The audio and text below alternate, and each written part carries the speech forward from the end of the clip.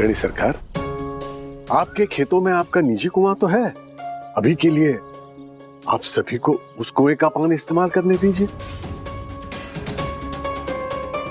नए कुएं तक रुकने की क्या जरूरत है? सरकार, ये तो आप मानता होगी, आपका एहसान हम कभी नहीं भूलेंगे। हाँ हाँ, क्यों नहीं, अवश्य अवश्य। हरिओम।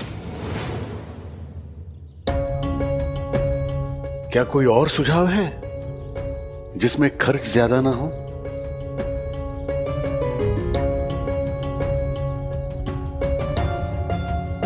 नई पीढ़ी से भी पूछना चाहिए। प्रहलाद, तुम्हारे आजोबा इस गांव की प्रगति और उद्धार के लिए सबकी परेशानियां जानकर ले रहे हैं। क्या तुम्हें कोई सुझाव देना है?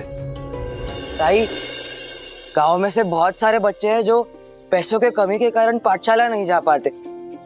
मुझे लगता है कि किसी की भी शिक्षा अगर पैसों के कारण रुकती हो तो ये अच्छा नहीं है। इसीलिए मैंने सोचा है कि उन बच्चों को मैं ABCD सिखाऊं, अंग्रेजी पढ़ना सिखाऊं।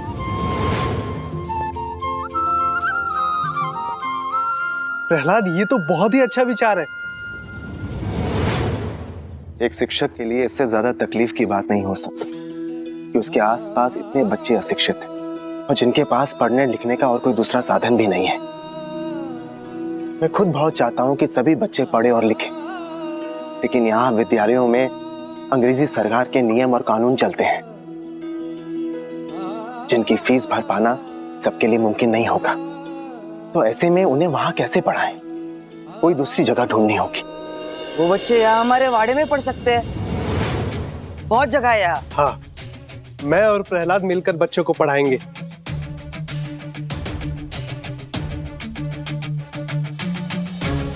आपको कोई आपत्ति तो नहीं कुलकर्णी सरकार?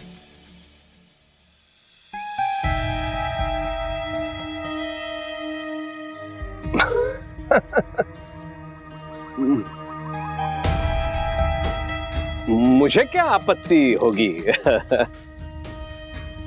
अगर गांव के बच्चे मेरे वाड़े में आकर पढ़े तो अच्छा ही है। हरिओम।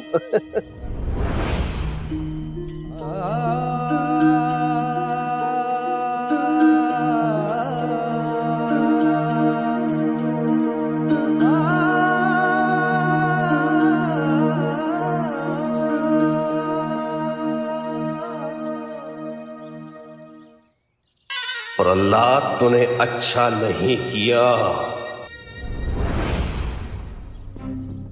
ये चखाना।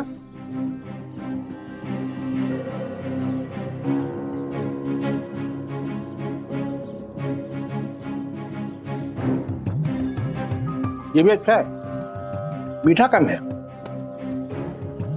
वैसे ही मिठाइयाँ सारी ताजी हैं। हाँ तो बताइए, कौन कौन सी बांधू? 1/2 किलो ये बूंदी के लड्डू बांध दो।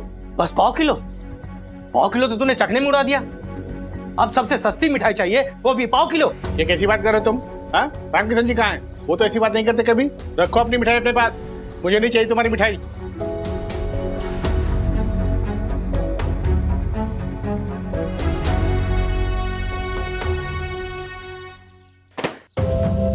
क्या बकवास काम है ये? अब और नहीं झेल सकता मैं। साई से मैंने क्या मांगा था और साई ने मुझे क्या दे दिया? अब यहां नहीं रुक सकता मैं।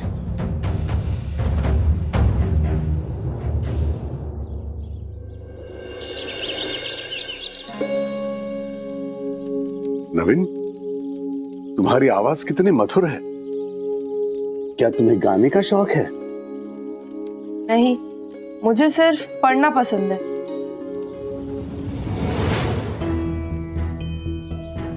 मुझसे उस दुकान पर नहीं बैठा जाएगा साई। क्यों? क्योंकि मैं डॉक्टर हूं। हलवाई बनने का कभी ना मुझे शौक था और ना ही मैं कर सकता हूं। कितनी मेहनत की है मैंने डॉक्टर बनने के लिए, क्योंकि डॉक्टरी एक ऐसा पेशा है जिससे मुझे मोहब्बत है। क्योंकि मैं लोगों का इलाज कर पाता हूं, लोगों की जान बचा पाता हूं। लोगों से मुझे प्यार मिलता है, मुझे इज्जत मिलती है। और मिठाई की दुकान में क्या रखा है साई? जो भी आ रहा है कुछ भी उल्टा सीधा बोलकर चला जा रहा है। विक्रम, मैं तुमसे उम्र में बड़ा हूं और शुभचिंतक हूं, तुम्हारा भला ही सोचूंगा। तुम मुझे अपना गुरु मानते हो। मैं तुम्हारा मार्गदर्शन करके ये दिखाना चाहता हूँ कि तुम्हारा भविष्य मिठाई की दुकान चलाने में ही है।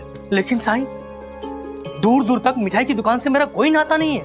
लेकिन तुम्हारे पिता तो हलवाई थे विक्रम। उन्होंने कभी मुझे हलवाई बनने के लिए जोर नहीं दिया साईं। पर वो हलवाई थे और तुम्हारी रगों में उन्हीं का खून दौड़ रहा है। रगों में खून होने से क्या होता है साईं? मुझे डॉक्टर होने पे खुशी मिलती है और मैं वही करना चाहता हूँ और कोई काम नहीं करना चाहता साईं। तो क्या ये नियम सिर्फ तुम्हारे लिए है? दूसरों को अपनी खुशी चुनने का अधिकार नहीं है विक्रम? क्या तुम्हें इससे कोई फर्क नहीं पड़ता कि तुम्हारे बेटे को किससे खुशी मिलती है?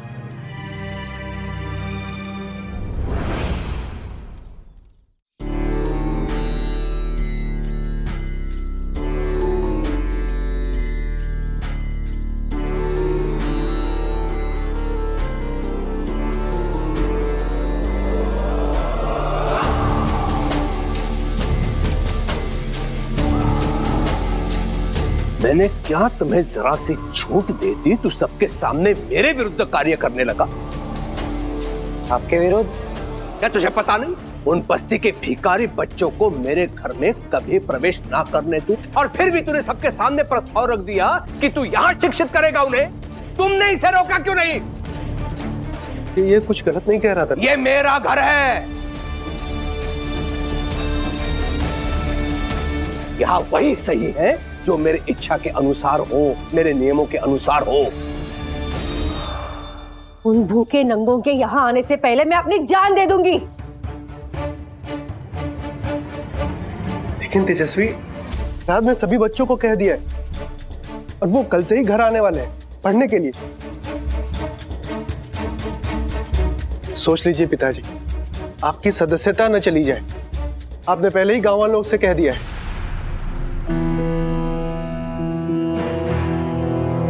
वो तो सबके सामने सामाजिक दबाव में आकर मैंने हाँ कर दिया था, लेकिन बच्चे यहाँ आने के बाद उन्हें यहाँ से कैसे खदेड़ना है मैं अच्छी तरह से जानता हूँ। लेकिन आजोबा, आपने ही तो कहा था। बेटा, तुम्हारे आजोबा झूठ बोल रहे थे अपने फायदे के लिए। गांव का उद्धार करने का मतलब ये नहीं है केशव कि गांव का कचरा मैं घर में उठा कर लाऊं। फिर हम उन बच्चों को गांव के बाहर पढ़ा सकते हैं। तुम्हें क्या बीमारी लग गई है बच्चों को शिक्षित करने की प्रहलाद? मुझे अच्छा लगता है लोगों की सहायता करना, जैसे बाबा करते हैं, साई करते हैं। उन बच्चों को पढ़ते देख मुझे खुशी होगी।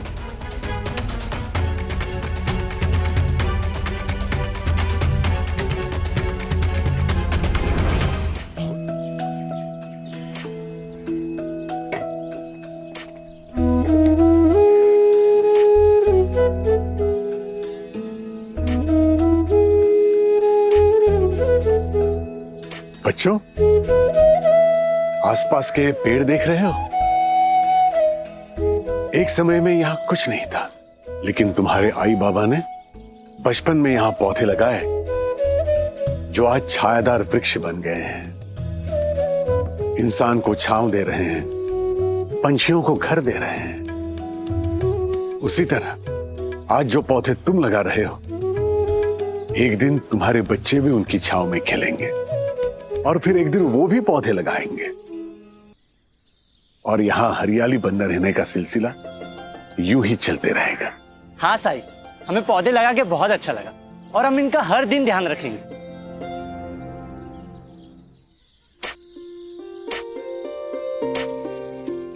साई, आपकी मदद से पहले ही दिन सब बच्चे खुश होकर गए। बहुत कुछ सीखने भी मिला उन्हें आज। अच्छे काम रुकने नहीं चाहिए प्रहलाद। जिस तरह ये पौधे लगा रहे हैं जो आगे चल के छायादार वृक्ष निकलेंगे, उसी तरह तुम भी ज्ञान के बीज बोने का नेक काम कर रहे हो, जिनसे बच्चों का भविष्य निखरेगा।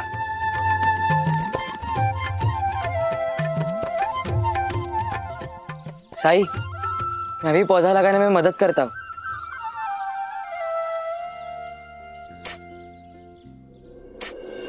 दादा दादा, आप खाद मत डालिए, आपके कपड़े मैले हो जाएंगे। तो क्या हुआ?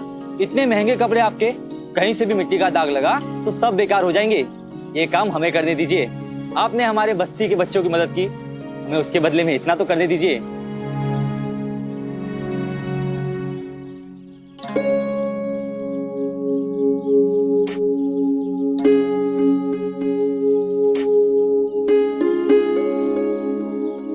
मैं पौधा लगा देता हूँ। नहीं प्रहलाद दादा, आप रहने दीजिए। कांटा चुभ जाएगा, हम कर देंगे, हमें तो आदत है। अब ये क्या बात हुई? मुझे कोई कुछ काम करने ही नहीं दे रहा। मेहनत का काम मैं भी कर सकता हूँ। हाँ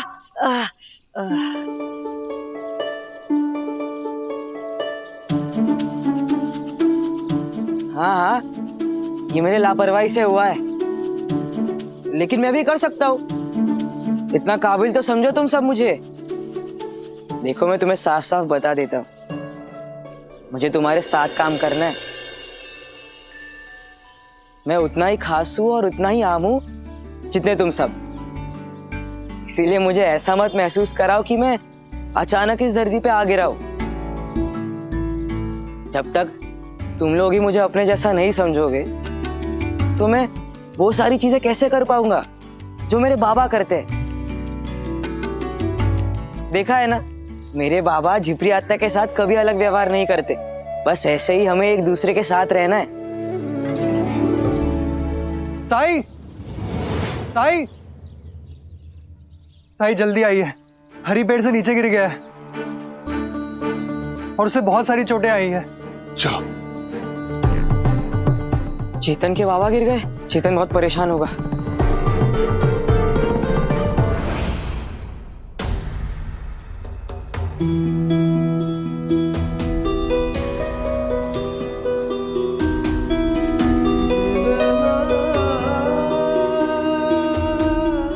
साई, देखिए ना क्या हो गया इनको।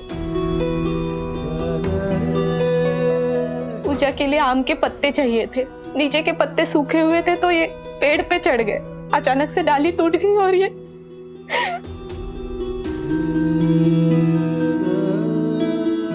बाबा का ठीक हो जाएगा ना साईं? चिंता मत करो चेतन, कुछ नहीं होगा आर्या को।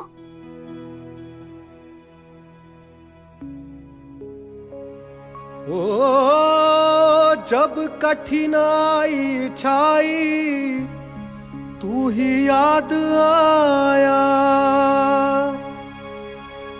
भटके राही को तूने रास्ता दिखाया। तूने भक्तों का बेड़ा पार लगाया। तेरी महिमा मेरे साई कौन जान पाया। ओम साई ओम, साई ओम, साई ओम, साई ओम, साई ओम।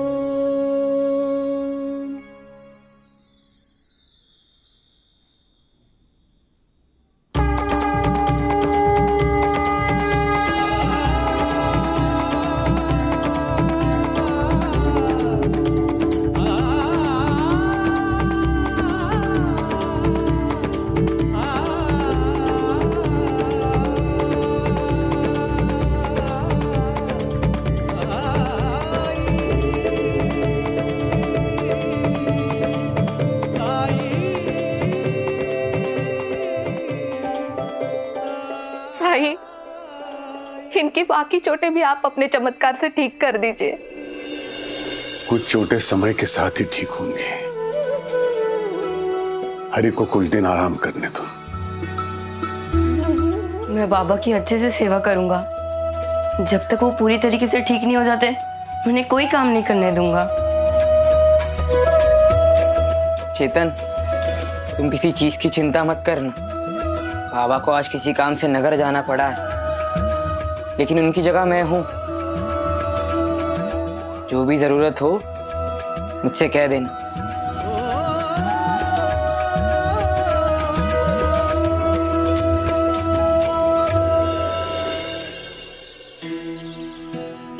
अजी खाना। हाँ बिल्कुल तैयार है।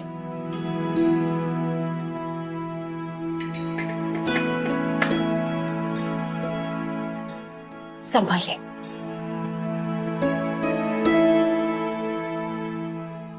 रुको राजा।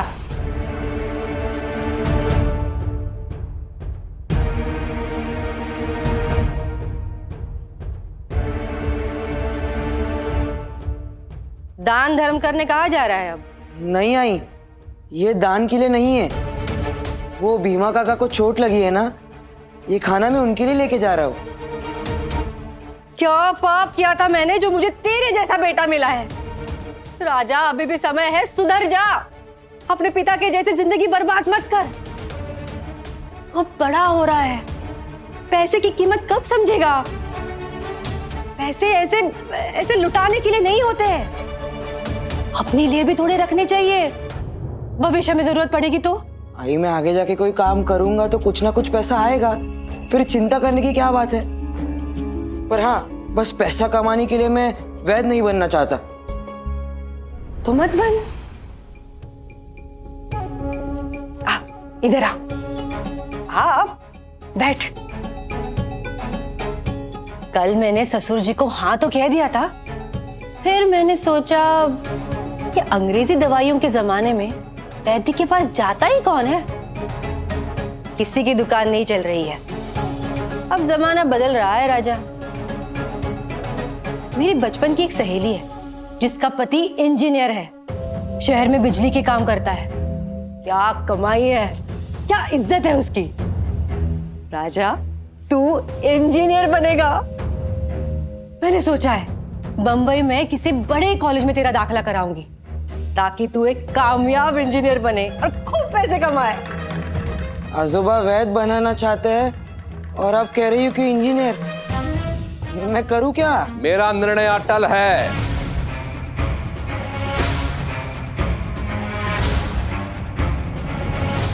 तू वैद बनेगा। हमारे घर की विरासत तो आगे बढ़ाएगा। लेकिन अपने बेटे के भविष्य का निर्णय लेने का अधिकार मुझे है ससुर जी। ये मेरा घर है, यहाँ वही होगा जो मैं चाहूंगा। अच्छा, तो यहाँ भीड़ क्यों नहीं लगती है आपसे इलाज कराने वालों की? दिन भर तो मक्खियां मारते रहते हैं आप। कमाई कहाँ है वैद्यगिरी में? हरिओम। क्या हरिओम?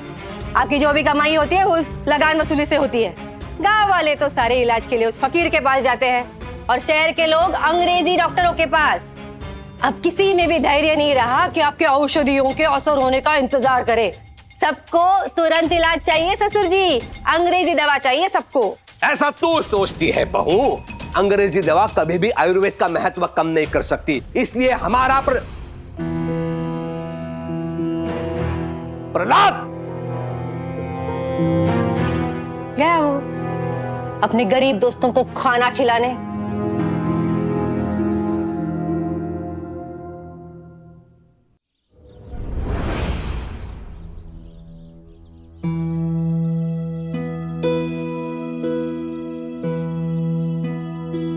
संभल के।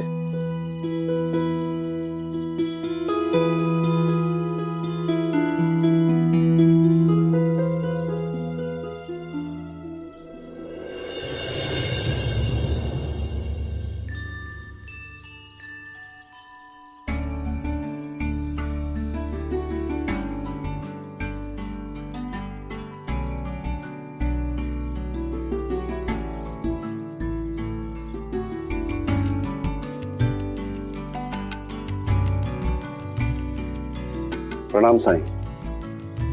राम जी भला करें। आओ महादेव। महादेव मतलब वो निरीक्षण अधिकारी, और ये सबसे पहले फकीर से मिलने आया है। मतलब सरकार की तो छुट्टी हो गई समझो। आप जानते हैं मुझे, जबकि मैं कभी मिला नहीं आपसे। हम सब पहले किसी न किसी रूप में कहीं ना कहीं मिल चुके हैं। बस कारण अलग अलग होते हैं, जैसे अभी। जी साईं, कुलकर्णी सरकार के बारे में पता करने के लिए भेजा है मुझे अंग्रेज सरकार ने। सोचा इसी बहाने आपके भी दर्शन हो जाएंगे। बहुत सुना है आपके बारे में, इसलिए अपनी पत्नी रोशनी और बेटे नीरज को भी साथ लाया हूँ आपके दर्शन कराने। आपको तो सारे शिरडी का हाल पता रहता है, मेरी मदद कीजिए, मुझे कुलकर्णी सरकार के बारे में जानकारी दीजिए। कैसे इंसान है वो? मैं तो फकीर हूं महादेव, मेरे लिए तो सारे एक समान हैं, सब ईश्वर के बंदे हैं। कुलकर्णी सरकार के बारे में सही जानकारी तुम्हें गांव के लोगों से मिल सकती है, वही बताएंगे तुम्हें अपने मुखिया के बारे में। सही कहा साया आपने, मैं अभी शिरडी के लोगों से बात करके आता हूँ। इतनी जल्दी? अभी अभी तो आए हो। साईं, मुझे काम टालना पसंद नहीं है। ठीक है, तब तक रोशनी और नीरज को यहीं रहने दो, तुम्हारे आने तक ये यहीं आराम करेंगे। ठीक है साईं।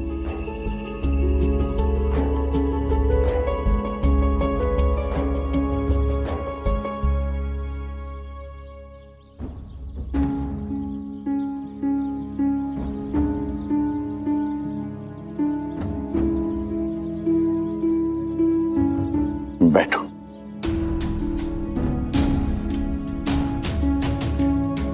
बहुत दुखी हो महादेव से? माई, दुख बांटने से कम होता है। तुम अपना दुख मुझे बता सकती हो। क्या बताओ, कुछ बोलना भी खुद को अच्छा नहीं लगता। सच तो ये है कि इनके पास हमारे लिए महीनों से एक पल का भी समय नहीं है। हर वक्त काम के सिलसिले में बाहर रहते हैं। समझती हूँ काम करना बहुत जरूरी है, एक बेटे के लिए पिता की मौजूदगी भी जरूरी होती है, एक पत्नी के लिए पति का साथ होना भी बहुत जरूरी होता है, लेकिन मुझे घर की सारी जिम्मेदारियां अकेले ही निभानी पड़ती, क्योंकि इनके पास तो समय ही नहीं है। ये हर वक्त सरकारी दौरे पे रहते हैं। माई, आज शनिवार का दिन है, हनुमान जी का दिन। हम तीनों शिरडी के मारुति मंदिर चलते हैं, वहां पूजा करेंगे। हो सकता है तुम्हारी पूजा से कुछ चमत्कार हो जाए और तुम्हारा दुख दूर हो जाए।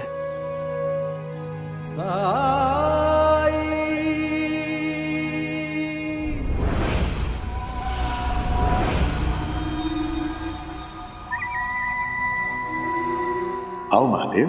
मुझे कुलकर्णी सरकार के बारे में जानकारी दीजिए, कैसे इंसान है वो?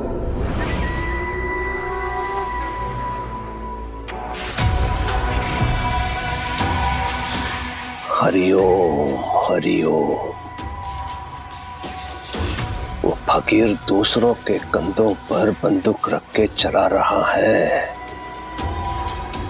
लेकिन मैं जानता हूं मुझे क्या करना है। चाहे कुछ भी हो जाए, तेरा निशाना मैं लगने नहीं दूंगा फकीर। हरिओम।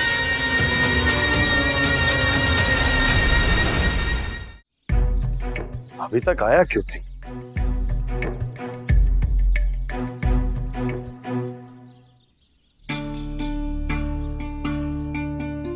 आ गया, चलो। संता जी, कुलकर्णी सरकार ने गांव के उद्धार के लिए आज चावड़ी में बैठक रखी है ना, इसलिए काम से जल्दी छुट्टी ले ली। अब कुलकर्णी सरकार हमारे भले के लिए इतना सोच रहे हैं, तो हमारा भी फर्ज बनता है ना कि उनका साथ दे। हाँ भाऊ, कुलकर्णी सरकार तो जैसे शिरडी के लिए आशीर्वाद बन के आए हैं, हमेशा शिरडी के उद्धार के बारे में ही सोचते हैं। तो आपको पता है कि आजकल तो कुछ ज्यादा ही सोचते हैं। शिरडी के लिए उनके मन में जो प्रेम है ना, वो एकदम निस्वार्थ है। हमेशा हर किसी को कुछ ना कुछ देते ही रहते हैं, और बदले में क्या चाहते हैं? हर कोई एकदम सुखी रहे।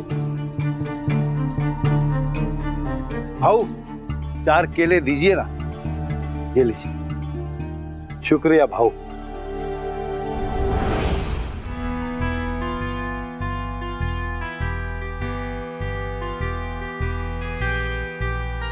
इनकी बातें सुन के ऐसा क्यों लग रहा है कि जैसे ये एक दूसरे को कम और मुझे ज्यादा बातें सुनाना चाहते हो। वरना मुझे देखते ही अचानक ये ऊंची आवाज में कुलकर्णी सरकार के इतने गुणगान क्यों करने लगे? मुझे अच्छे से जांच करनी होगी।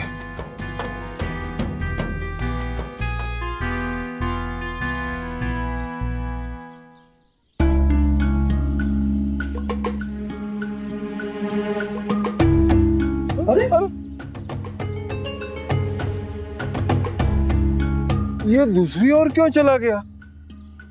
मुझे तो लगा था कि हमारे पीछे आएगा और हमसे कुलकर्णी सरकार के बारे में पूछताछ करेगा। संता जी, मुझे लगता है हमने ज्यादा तो नहीं कर दिया और उसे शक तो नहीं हो गया।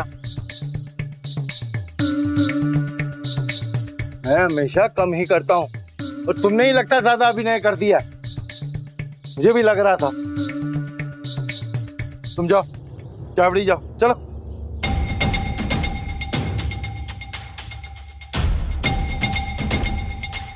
अब लगता है मुझे ही महादेव पर नजर रखनी होगी।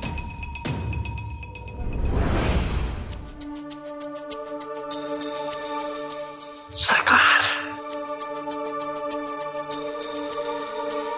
प्रहलाद नहीं आ रहा।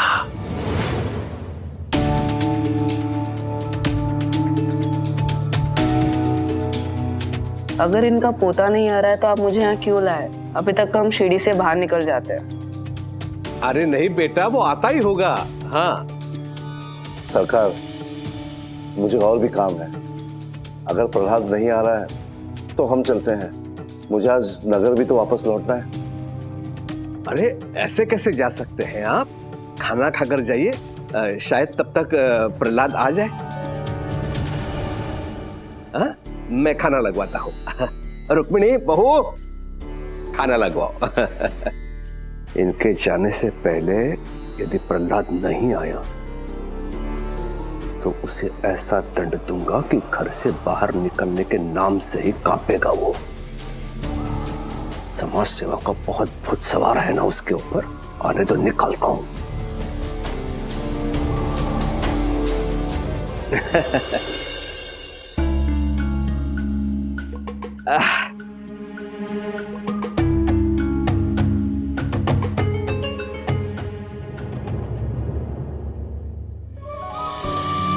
मुझे ये डर है कि ये गुस्से में प्रहलाद के साथ क्या करेंगे। उसकी रक्षा आपके हाथ में है साईं।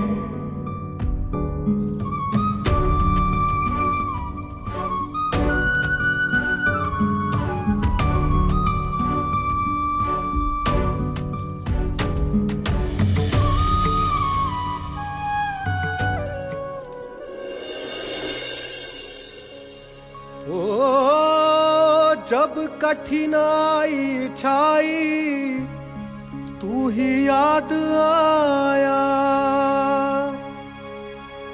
भटके राही को तूने रास्ता दिखाया।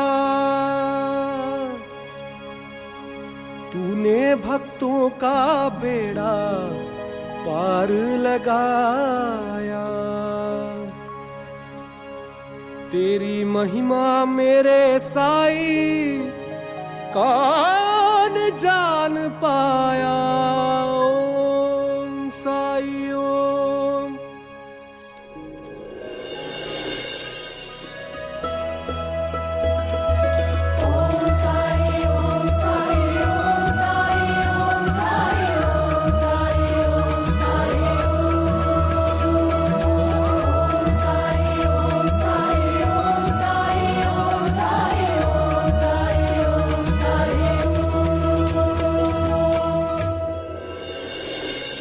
अब वो खाना लग गया है। चलिए।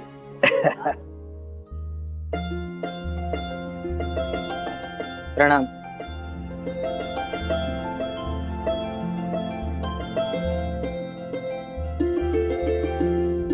माफ कीजिए, आने में देर हो गई। प्रहलाद बेटा, कब से तुमसे मिलने के लिए रुके हुए थे हम लोग। दरअसल मेरे दोस्त चेतन के पिता को चोट आई है।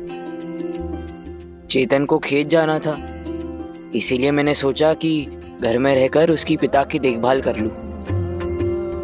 ठीक कहा था सबने, तुम बहुत ही नेक बच्चे हो।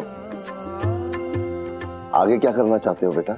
ये तो अभी पता नहीं, लेकिन ये इच्छा है मेरी कि अपनी बाबा की तरह शिरडी के लोगों की मदद करूं, कुछ ऐसा करूं जिससे गरीबों का जीवन आसान हो। देखा, बिल्कुल मेरे जैसे विचार रखता है ये। क्या कहूं, सारा परिवार मेरे दिखाए मार्ग पर चलता है। आप बहुत ही खुशकिस्मत हैं। आपके परिवार से मिलकर मैं बहुत प्रभावित हुआ। आपने ठीक कहा था, जब तक मैं आपके पूरे परिवार से नहीं मिलता मैं आपको अच्छी तरह समझ ही नहीं पाता। जिस इंसान का पूरा परिवार गरीबों की सेवा के लिए पूरी तरह से समर्पित हो, ऐसे इंसान को तो नगर पालिका की सदस्यता मिलनी ही चाहिए।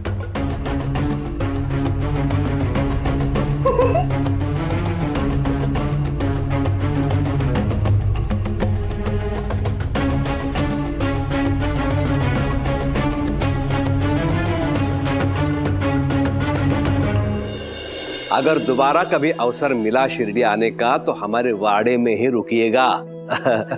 आपका आदरातिथ्य करने में हमें बहुत खुशी होगी। देखा नीरज, हम नगर में रहने वाले कितने स्वार्थी होते हैं, जबकि ये परिवार और इनके बच्चे तक लोगों की सेवा में लगे रहते हैं। अच्छा लगा आप सबसे मिलकर। बहुत बहुत धन्यवाद आप सभी का।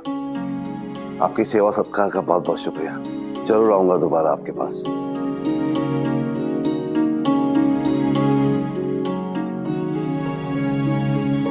हरिओम। आई।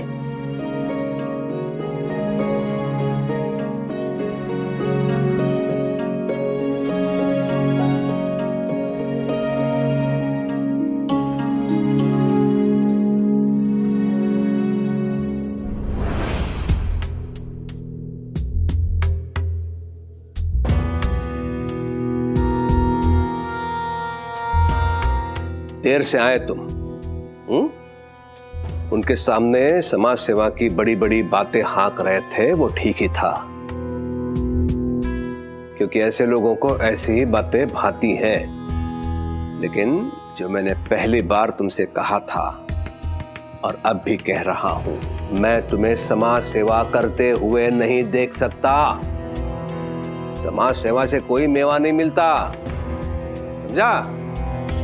तू वही करेगा जो मैं चाहूंगा। हरिओम। कहां जा रहा है प्रहलाद? मैं तुमसे बातें कर रहा हूं, कहां जा रहा है प्रहलाद? मैं तुमसे बात कर रहा हूं, कहां जा रहा है? रुक।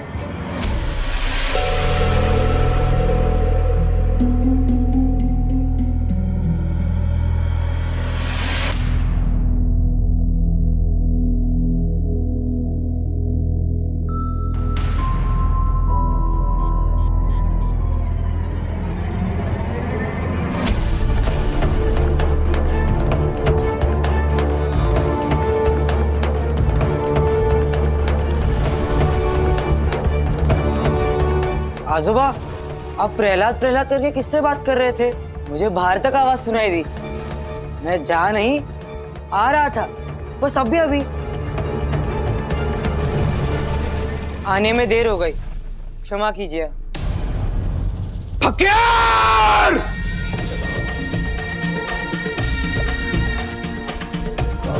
फकीर का काला जादू, उसका काला जादू मेरे घर तक पहुंच गया आज। फकीर, तूने मर्यादा लांघी है और इसका दंड तुम्हें भुगतना पड़ेगा।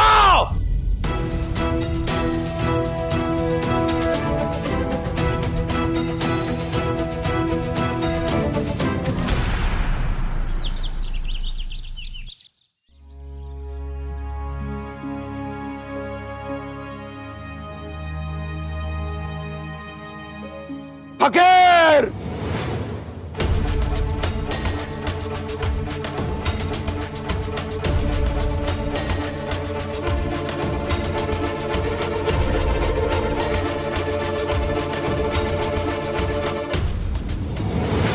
तेरी इतनी हिम्मत कि तू कुलकर्णी सरकार के साथ धोखा करे, वो भी मेरे घर में मेरे परिवार के साथ। मेरे पोते को तूने पहले ही भ्रमित किया हुआ था, लेकिन आज उसने मेरी बात मानने से मना कर दिया। उसमें इतनी धृष्टता उत्पन्न की तुमने कि उसके मन में मेरे लिए कोई भय नहीं है, और आज उसने मेरी आज्ञा की अवहेलना की, और फिर तूने उसे बचाने के लिए दो प्रहलाद बना दिए। फकीर, आज तक तू जो करता रहा वो गांव में करता रहा, लेकिन आज तेरा काला जादू मेरे घर तक पहुंच गया, और ये मैं बर्दाश्त नहीं कर सकता।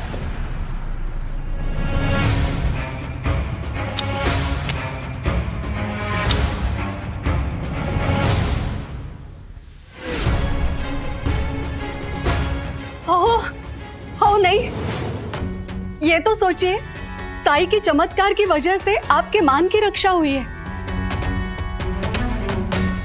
एक प्रहलाद महादेव के सामने उपस्थित होकर आपके आतिथ्य का मान रख रहा था, और दूसरा प्रहलाद हरि की सेवा करके अपना वचन निभा रहा था।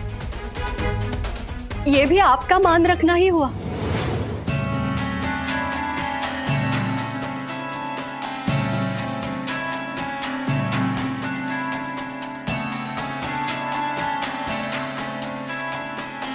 हो गई इसकी वकालत करके, अंदर जा।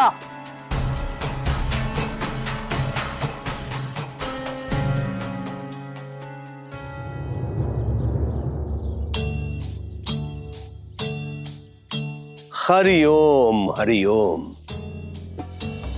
फकीर, ये मेरा मान रखने का जो नाटक तुमने रचा, उसकी क्यों आवश्यकता पड़ी तुझे? बता बता। तू क्या बताएगा मैं बताता हूं। तूने मेरे पोते की बुद्धि भ्रष्ट की है, फिर तुमने उसे उकसाया दिन दरिद्रों की सेवा करने के लिए, और फिर तू उसे उकसाता है कि मेरी बात ना मानकर अपनी मन की करे। पहले तू उसे सिखाता है कि मेरा अपमान कैसे करे, और फिर मान रखने का नाटक रचता है तू, ताकि लोगों की दृष्टि में तू महान बने। खूब समझता हूं मैं तेरी चालों को फकीर। दो प्रहलाद बना दिए तुमने। कुलकर्णी सरकार की आंखों में धूल झोंक रहा था उसकी रक्षा करने के लिए। हरिओम। प्रहलाद तो एक ही है कुलकर्णी सरकार, मगर 2 हिस्सों में बटा हुआ, और मैंने नहीं बांटा उसे। ये काम तो आप कर रहे हैं उसके साथ। एक असली प्रहलाद है जिसके मन में दया है, सेवा भाव है, और दूसरा वो जो आप बनाना चाहते हैं उसे, अपना स्वरूप देना चाहते हैं उसको, अपने जैसा बनाना चाहते हैं। वो पोता है मेरा, उसकी धमनियों में मेरा रक्त दौड़ता है, मेरे कुल का अंश है वो वही बनेगा जो मैं चाहूंगा। मेरे बेटे को तुमने मुझसे छीन लिया, हमेशा के लिए मेरे विरुद्ध किया, लेकिन अपने पोते के बारे में मैं ये होने नहीं दूंगा। उसे मैं नहीं बनने दूंगा तेरा प्रतिबिंब।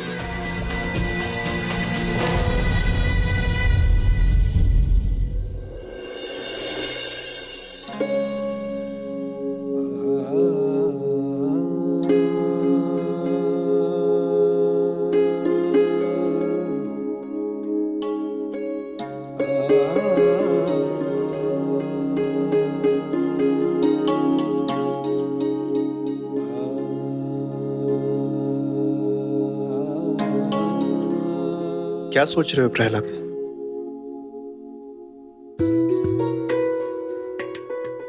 मुझे बच्चों को पढ़ाना, हरि काका की मदद करना बहुत अच्छा लग रहा है बाबा। ऐसे लगता है जैसे मैं जो कर रहा हूँ वो समय की बर्बादी नहीं है। और जब लोगों के चेहरे पे मुस्कान देखता हूँ, भले ही वो बच्चे हो, काका हो, काकी हो या चेतन हो, तो लगता है कि सही तो कर रहा हूँ, और मैं यही करते रहना चाहता हूँ। मैं आगे चल के भले कुछ भी बनूं, पर लोगों की मदद हमेशा करना चाहता हूँ। इसी में मेरी खुशी है। पर मैं ये भी जानता हूँ कि आजोबा नहीं मानेंगे।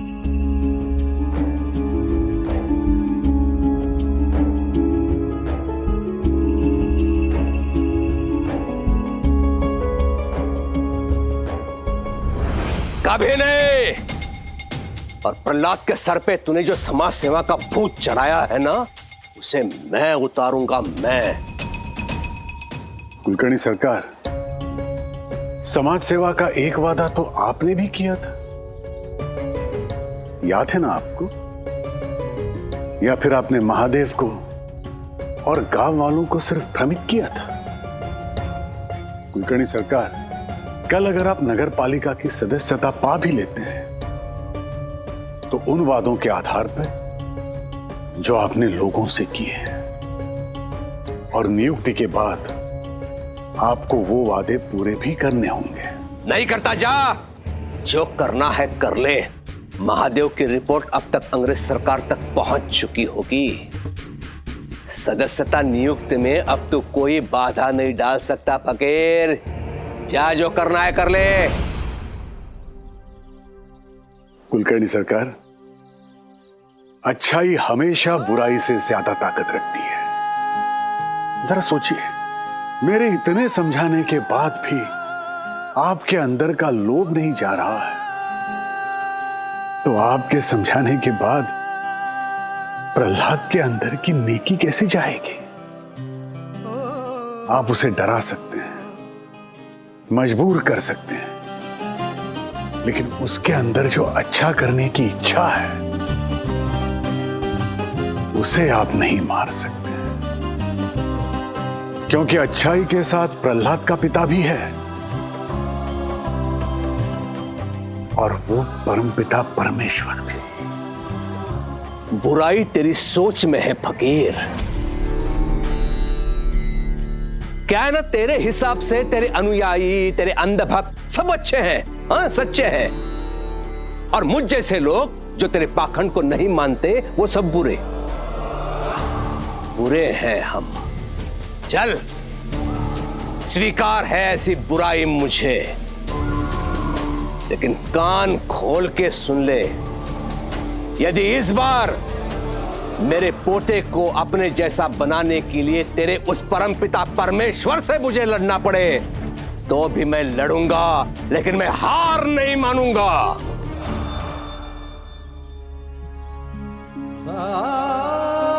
अल्लाह मालिक।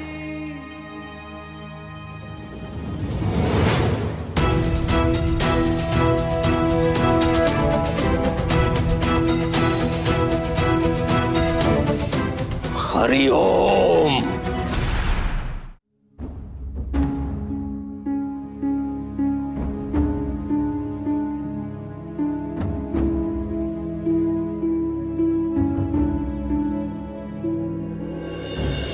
तुम डरो मत प्रहलाद।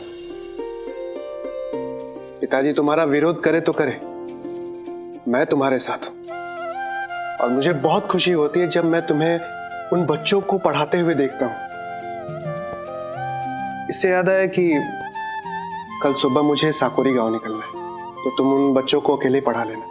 जी बाबा, आप चिंता मत कीजिए।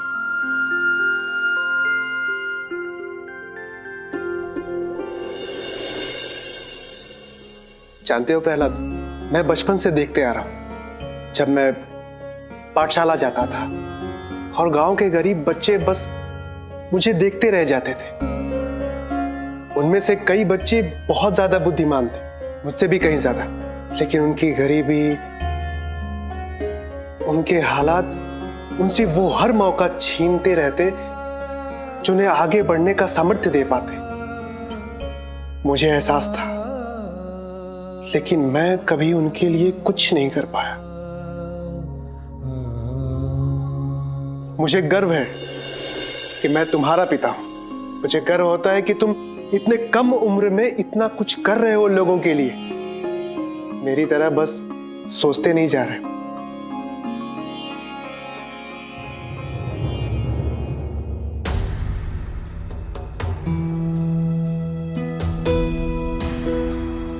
काश मैं एक ऐसा विद्यालय स्थापित कर पाता जिसमें मुफ्त में सबको शिक्षा मिले। पता नहीं वो कभी हो पाएगा भी या नहीं, लेकिन तुमने जो पहल की है इसमें कभी रुकावट नहीं आनी चाहिए। कभी नहीं बाबा। वैसे मुफ्त में शिक्षा देने वाला विद्यालय क्यों संभव नहीं है? बिल्कुल संभव है। बेटा, मुफ्त शिक्षा देनी है पर उसके लिए इमारत चाहिए होगी, पुस्तकें चाहिए होगी और शिक्षा सामग्री चाहिए होगी। 1 साल के लिए फिर भी संभव है, लेकिन ये काम साल दर साल करना पड़ेगा। पैसे चाहिए होंगे इसके लिए, और मेरे अकेले के पास इतना पैसा कहाँ है? और पिताजी ऐसे काम के लिए कभी पैसे नहीं देंगे।